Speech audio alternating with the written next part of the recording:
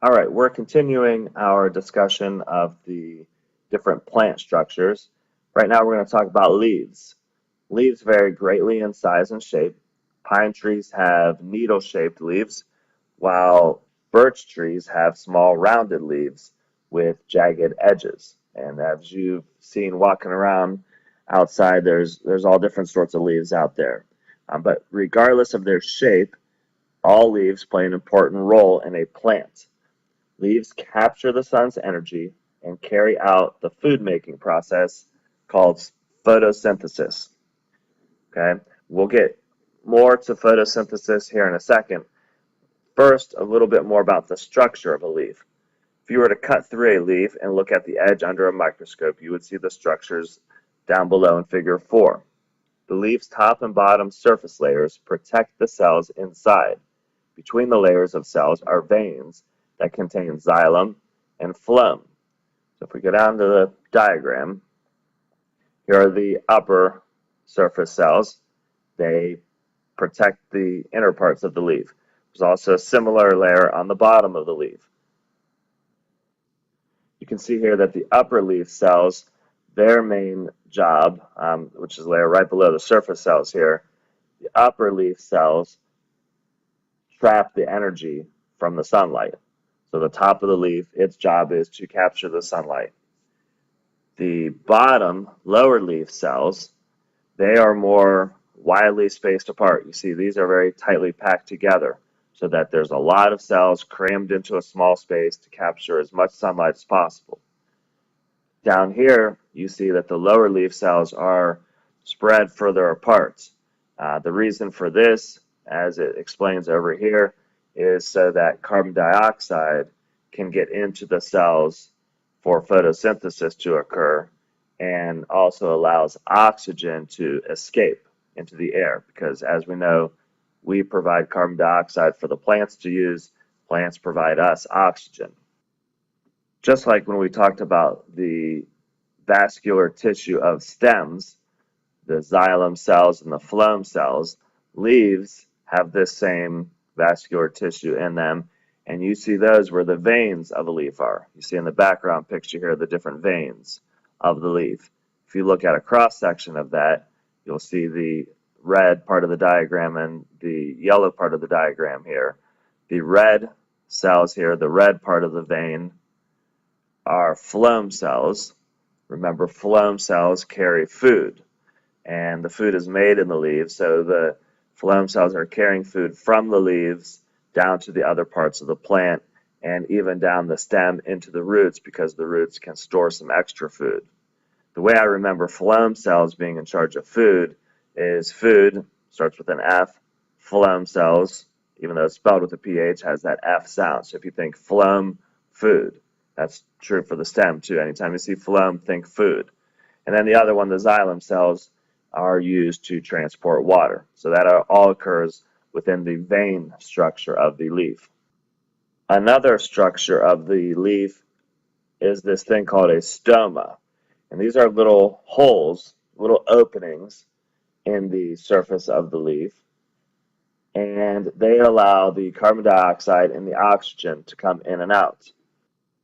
Here's a photograph from underneath a microscope, and it shows one of those stomas. So you can see it's this oval-shaped opening. This opens and closes. We'll look at a couple more pictures here. Here's another one. Again, each of these little ovals, the dark centered part is the opening, and that allows the carbon dioxide to come in and out. See, there's another picture here. See the stomata coming through. Here's another diagram, the leaf cells and the stoma. So you get the idea of what these look like. And in class, we're going to try to take a look at these underneath the microscope as well. Now that we know a little bit about the structure of a leaf, let's talk about photosynthesis. The cells that contain the most chloroplasts, as we mentioned before, are located near the leaf's upper surface. The cells are very tightly packed together, and they absorb the most sunlight there.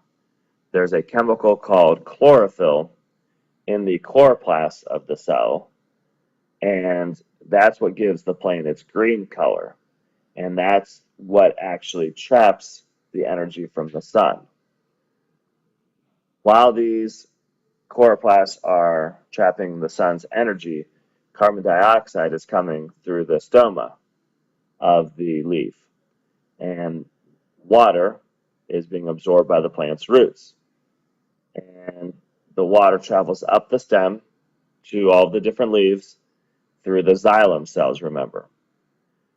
During photosynthesis, the water that's being brought up from the roots, the sunlight is being used for the energy, and the carbon dioxide that's coming in through the stoma, those three things, water, sunlight, carbon dioxide, those three things are being used to make sugar and oxygen.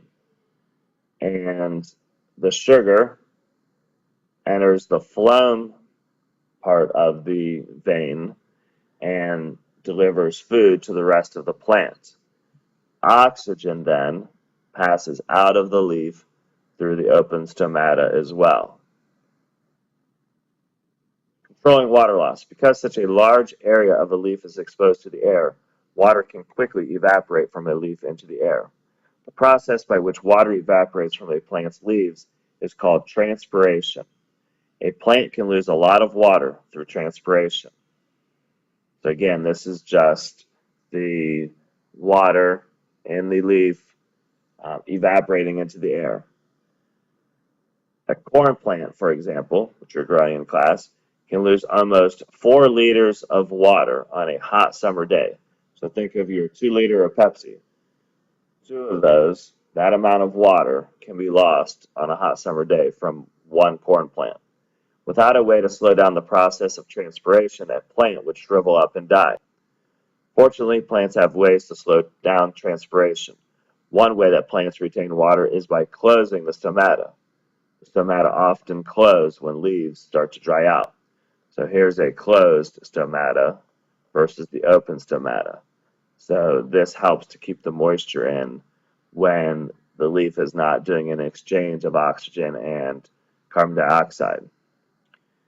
In your book, I want you to fill this in. What 3 substances enter and leave a plant through the stomata? Just through the stomata here. What 3 substances enter and leave a plant through the stomata? Now we're going to talk about the structures of a flower. Flowers come in all sorts of shapes, sizes, and colors, as you know. But despite their differences, all flowers have the same function. The purpose of a flower is simply reproduction. So a flower is the reproductive structure of an angiosperm, which we'll talk more about when we talk about classifying plants. But basically, an angiosperm is the classification for any flowering plant. A typical flower contains sepals, petals, stamens, and pistils. When we get to the next page, we'll talk more specifically about each of those parts. The colors and shapes of most flower structures and the scents produced by most flowers attract insects and other animals. These organisms ensure that pollination occurs. Pollination is the transfer of pollen from the male reproductive structures to female reproductive structures. Pollinators, such as those shown in Figure 7 down at the bottom of the page, include birds, bats, and insects, such as bees and flies. As you read, keep in mind that some flowers lack one or more of the parts. For example, some flowers have only male reproductive parts, and some flowers do not have petals. It can vary from flower to flower. If we look at the bottom of the page, we'll come back to the discussion on sepals, petals, stamens, and all of that when we get to the next page. But let's look at this Figure 7 pollinator matchup. Some pollinators are well adapted to the plants they pollinate.